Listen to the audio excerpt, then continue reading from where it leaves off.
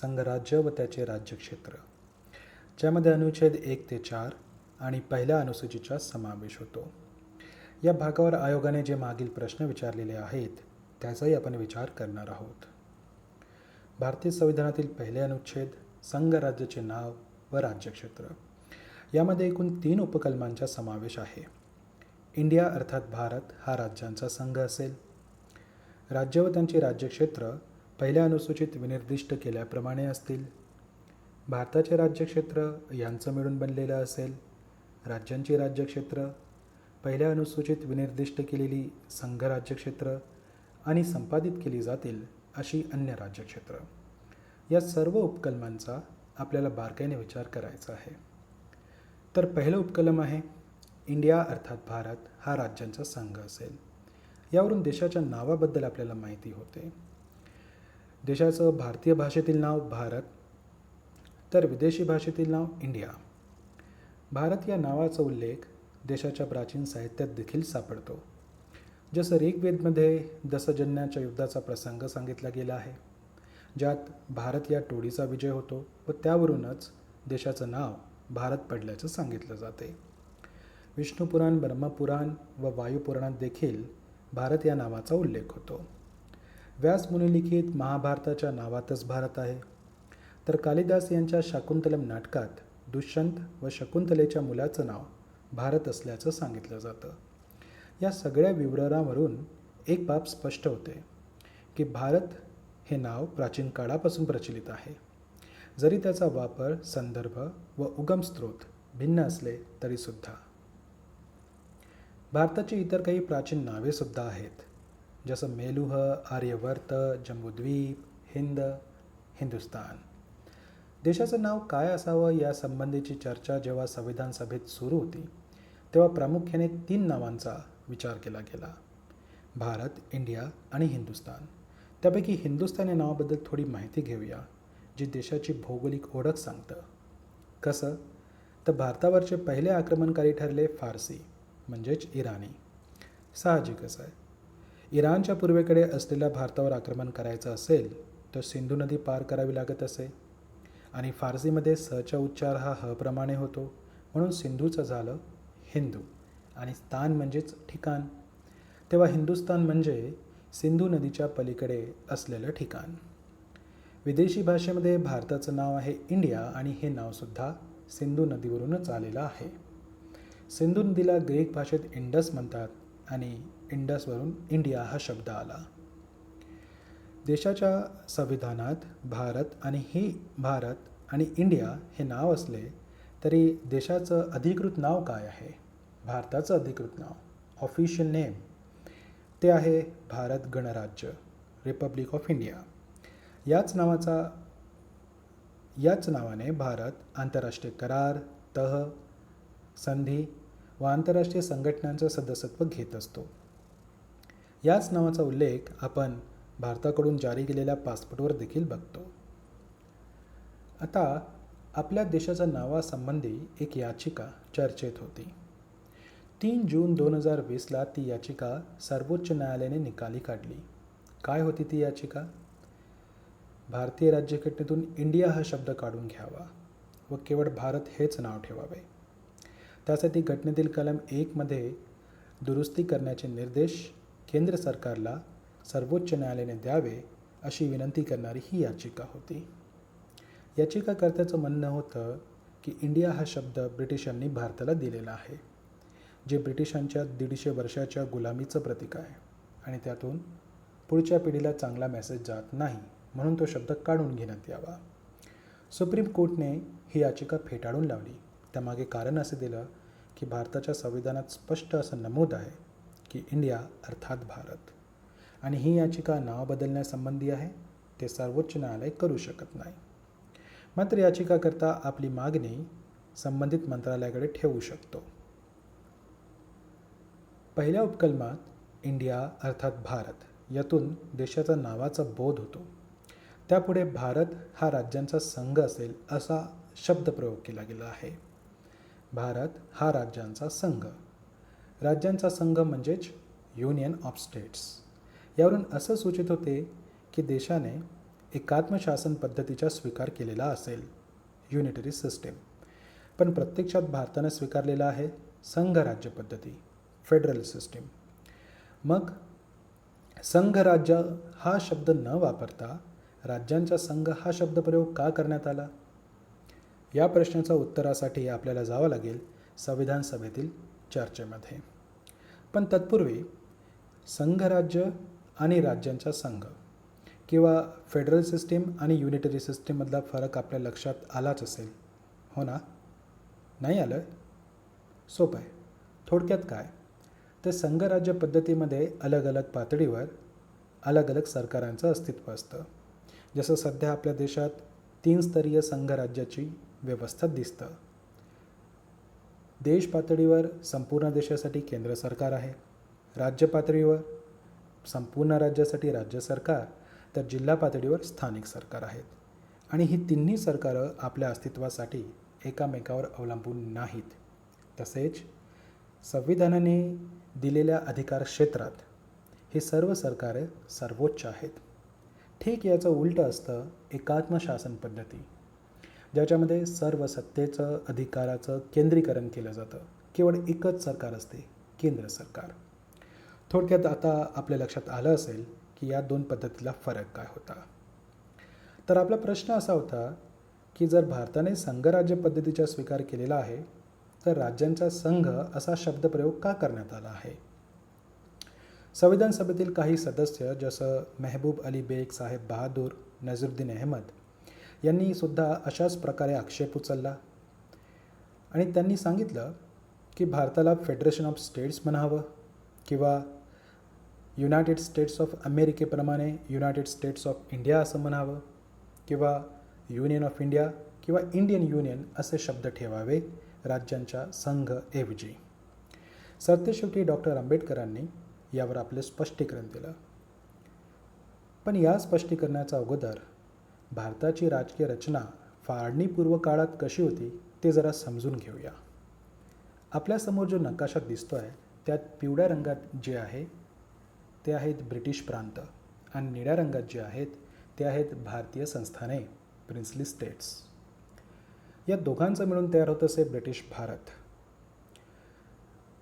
British प्रांत म्हणजे असा भाग ज्यावर प्रत्यक्ष शासन ब्रिटिशांचं असायचं. तेथील कायदे, व्यवस्था, नियम ब्रिटिश चालवत असत आणि थोड्याफार प्रमाणात संघराज्य पद्धतीचा त्यात वापर केला जात असे. तर प्रिन्सली स्टेट्स म्हणजे संपूर्ण ब्रिटिश भारताचा जवळपास 33% भूभाग आणि संपूर्ण देशातील 25% जनता तिथे वास्तव्य करायची. तेथील राज्यकारभार राजा आपल्या मनमर्जीप्रमाणे चालवायचा.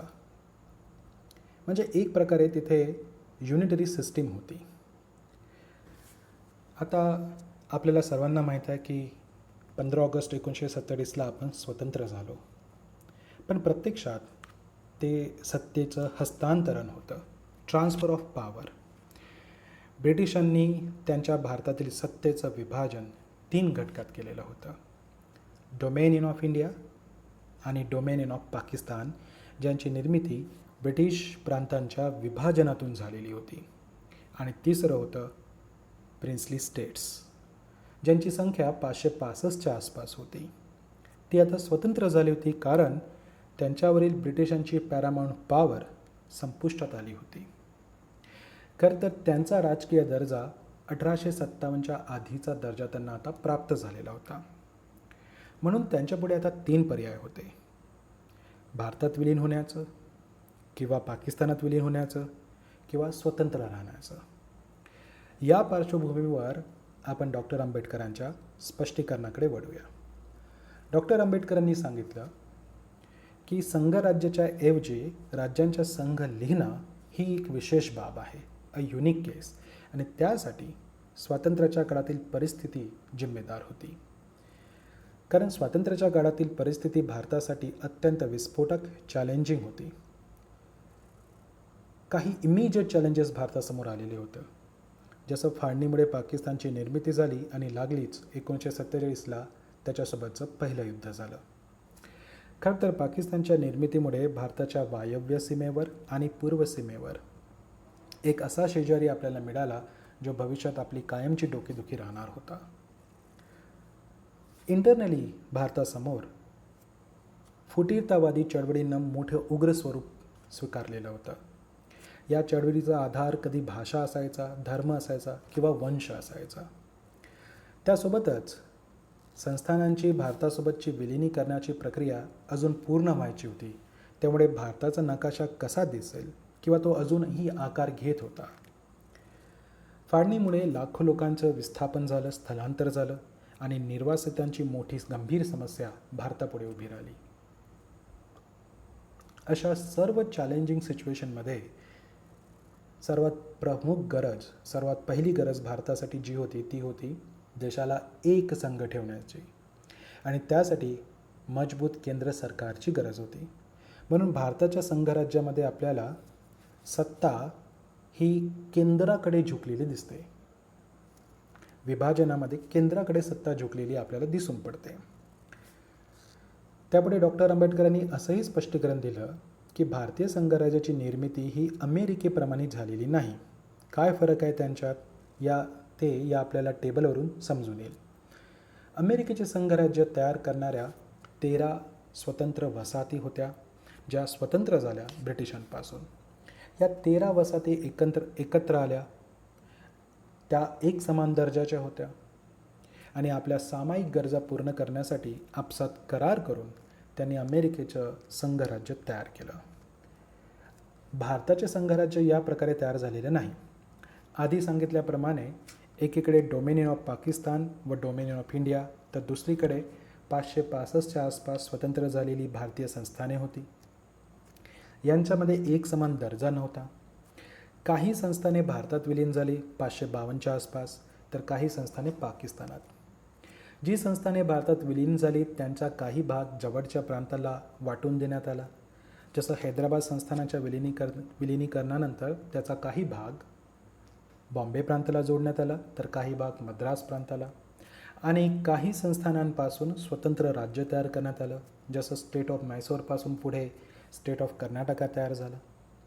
म्हणजे विलिनीकरणानंतर भारतात एकीकरणाची राज्यांच्या पुनर्रचनेचा कार्यक्रम हाती घेण्यात आला आणि त्यातूनच आजचे राज्य तयार झालेले आपल्याला दिसतात. असा कोणताही करार घटक राज्यांमध्ये झालेला नाही ज्यातून भारताच्या संघराज्याची निर्मिती होईल, जसं अमेरिकेत झालेलं होतं. म्हणून भारताच्या संघराज्याच्या निर्मितीला एक प्रकारे एकत्र धरून तयार केलेलं संघराज्य असं म्हणतात. तर अमेरिकेच्या संघराज्याला एकत्र येऊन कमिंग टुगेदर संघराज्य असं म्हणतात. आता एक विचार करा. महाराष्ट्र आज भारताच्या संघराज्याचा एक घटक आहे. भारतात आपलं हित नाही असं वाटून महाराष्ट्राला देशापासून वेगळं होण्याचा अधिकार आहे का? याचं स्पष्ट उत्तर आहे नाही. कारण महाराष्ट्र त्या अर्थाने सार्वभौम नाही. दुसऱ्या भाषेत भारताचं संघराज्य हे अविभाज्य आहे. ते तोडता येत नाही घटक राज्यांना. हेच अविभाज्य संघराज्याचं तत्त्व अमेरिकेत स्वीकारण्यासाठी अमेरिकेला गृहयुद्धाचा सामना करावा लागला 1861 ते 1865. आपल्या संविधान निर्माणकर्त्यांनी असं गृहयुद्ध भारतात भविष्यात होऊ नये याची तजवीज आधीपासूनच केलेली दिसते. म्हणून स्वातंत्र्याच्या 70 वर्षानंतर देखील जर भारत आज कुठे एक संघ आहे तर याचं निश्चितच श्रेय त्यांच्या या दूरदृष्टीपणाला जातं. असो, आतापर्यंत आपल्या लक्षात आलं असेल की राज्यांचा संघ हा शब्दप्रयोग का करण्यात आला. थोडं आणखी खोलात जाऊन बघूया की राज्याचा संघ यातून काय माहिती आपल्याला मिळत नाही. पहिली माहिती की सर्व राज्ये ही एकाच दर्जाची नाहीत. अमेरिकेचे वरिष्ठ सभागृह सिनेट, त्यामध्ये प्रत्येक राज्याला 2 जागा मिळतात. त्यामुळे 50 राज्यांचे 100 जागा होतात. अशा प्रकारे रचना आपल्या देशात नाही.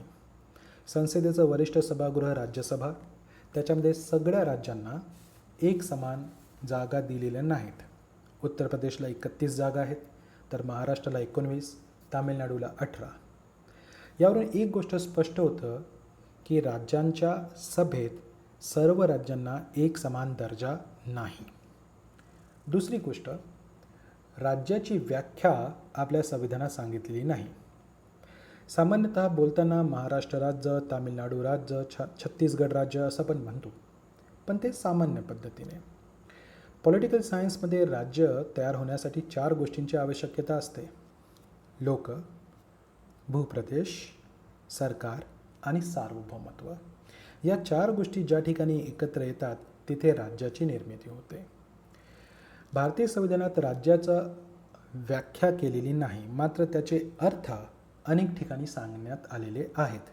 जसं आर्टिकल 13, 36, 152 त्याच्यामध्ये राज्यांचे अर्थ दिलेले आहेत. सामान्यतः संविधानात राज्य म्हणजे काय? तर राज्य म्हणजे भारत सरकार व संसद, राज्यांचे शासन व विधिमंडळ व सर्व स्थानिक आणि अन्य प्राधिकरणे. अनुच्छेद 1 मधील आपण आता उपकलम 2 व उपकलम 3चा विचार करूया. यामध्ये पहिल्या अनुसूचीचा व भारताच्या राज्यक्षेत्राच्या बद्दल माहिती आहे. भारताचे राज्यक्षेत्र म्हणजे भारताचं टेरिटरी. भारताचे राज्यक्षेत्र हे 3 घटकांनी मिळून बनतं.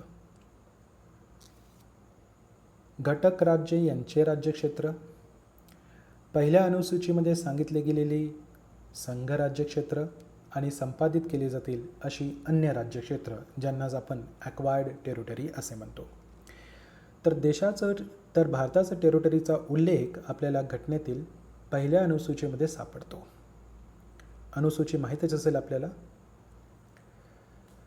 ही संकल्पना टेरिटरीची जरा स्पष्ट करून बघूया. 32, 87, 263 स्क्वेअर किलोमीटर. मी जेव्हा असा उल्लेख करतो तेव्हा मला भारताच्या क्षेत्रफळाबद्दल माहिती द्यायची आहे. हे भारताचं क्षेत्रफळ आहे, पण ते भारताचे राज्यक्षेत्र नाही. यावरून भूप्रदेश म्हणजेच राज्यक्षेत्र व क्षेत्रफळ हे दोन्ही वेगळे वेगळे असतात. कोणत्याही भूप्रदेशावर एखाद्या देशाचं सार्वभौमत्व असतं. भारताच्या भूप्रदेशामध्ये 3 घटक आपल्याला दिसून पडतील. पहिलं, राष्ट्रीय सीमा अंतर्गत असलेली प्रत्यक्ष भूमी ज्याची लांबी जवळजवळ 15,200 किलोमीटर आहे. त्या समुद्र किनाऱ्यापासून 22 किलोमीटरचा पाण्यावरचा भाग प्रदेश हा टेरिटोरियल वॉटर किंवा पाण्यावरची भारताची सीमा आहे. त्याच पद्धतीने भूप्रदेशावरील आपल्या प्रदेशावरील आकाशाचा भाग म्हणजे आपल्या जमिनीवरील वरचा भाग स्पेस, ती सुद्धा भारताच्या टेरिटरीमध्ये येते. पण किती किलोमीटर लांबीचा स्पेस असं कोणतीही सीमा नाही, अशी कोणतीही उंची अजून तरी आंतरराष्ट्रीय कायद्याप्रमाणे निश्चित केली गेलेली नाही. नकाशामध्ये आपण ते सर्व पाहू शकता. तर भारताचं राज्यक्षेत्र आधी सांगितल्याप्रमाणे पहिल्या अनुसूचीमध्ये लिहिलं गेलेलं आहे. पहिल्या अनुसूचीनुसार त्यात 28 राज्ये येतात, 9 केंद्रशासित प्रदेश येतात आणि संपादित प्रदेश सध्या आहेत 0. संपादित प्रदेश म्हणजे काय? Acquired territory. तर संपादित प्रदेश म्हणजे भारत एक सार्वभौम राष्ट्र आहे आणि त्या कारणाने आंतरराष्ट्रीय नियमांच्या अधीन राहून कोणताही भूप्रदेश भारत संपादित करू शकतो. त्यासाठी या पद्धतीचा वापर करता येतो. पहिली पद्धत आहे देऊ करणं, सिसेशन. कराराद्वारे, भेटीद्वारे, खरेदी करून, भाडेतत्वावर किंवा जन्मताद्वारे. दुसऱ्या पद्धतीला म्हणतात ऑक्युपेशन, ताबा घेऊन. असा भूप्रदेश ज्यावर कोणताही अधिकृत शासक नाही. आणि तिसरं पद्धत आहे एखाद्या भूप्रदेशाला जिंकून किंवा त्याला अधीन करून. त्यासाठी युद्ध वगैरे वगैरे या पद्धतीचा वापर केला जातो. तर या पद्धती आहेत ज्याच्याद्वारे आपण कोणतीही टेरिटरी ॲक्वायर्ड करू शकतो. काय भारताने यापूर्वी कधी कोणता संपादित प्रदेश आपल्याजवळ ठेवला आहे? तर याचं उत्तर आहे हो. दादरा नगर हवेली, दीव आणि दमण आणि गोवा हे सगळे प्रदेश संपादित प्रकारचे होते जे पोर्चुगीजांकडून घेण्यात आले. पॉंडिचेरी जे आज केंद्रशासित प्रदेश आहे ते सुद्धा एकेकाळी संपादित प्रदेश म्हणून ओळखलं जायचं, जे फ्रान्सकडून घेण्यात आलेलं होतं. आतापर्यंत आपण जेवढं शिकलो आहे त्यावर आधारित जरा एक प्रश्न बघूया, जो राज्यसेवा मुख्य परीक्षा 2018मध्ये आलेला होता. प्रश्न असा आहे, भारतीय संघ राज्यासंबंधीची खालील विधाने लक्षात घ्या. पहिलं, अमेरिका, कॅनडा आणि ऑस्ट्रेलियाच्या घटनांमधून भारतीय राज्यघटनेने संघराज्याची वैशिष्ट्ये घेतलेली आहेत. दुसरं, घटक राज्यातील करारांचे फलित म्हणजे भारतीय संघराज्य. तिसरं, भारतीय संघराज्यातील घटकांना फुटून निघण्याचा अधिकार आहे. ही तर झाली विधाने. आता येतो आहे प्रश्न. प्रश्न असा आहे की यापैकी कोणते विधाने बरोबर नाहीत. विचार करा. काय उत्तर असेल? याचं उत्तर आहे 2. ब आणि क, बी अँड सी हे विधाने बरोबर नाहीत. भाग 1 मधील अनुच्छेद 2 ते 4 यांचा अभ्यास आता आपण दुसऱ्या भागमध्ये करूया, या व्हिडिओच्या दुसऱ्या पार्टमध्ये.